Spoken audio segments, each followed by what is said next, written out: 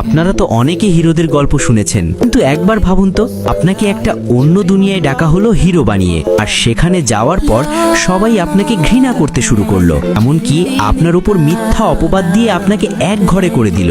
হ্যাঁ, এমনই এক নরক যন্ত্রণা সহ্য করতে হয়েছে আমাদের শিল্ড হিরো নাওফুমিকে।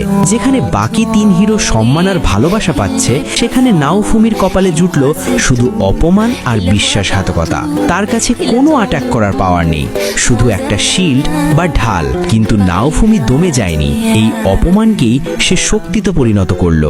একা নিঃসঙ্গ অবস্থায় সে লড়াই শুরু করলো, আর তার এই কঠিন পথে সঙ্গী হলো র্যাফটালিয়া আর ফিলো, যারা তাকে বিশ্বাস করলো যখন পুরো দুনিয়া তার বিপক্ষে ছিল। অপমান থেকে ঘুরে দাঁড়িয়ে সত্যিকারের হিরো হওয়ার এই মহাকাব্য হলো the rising of the shield hero.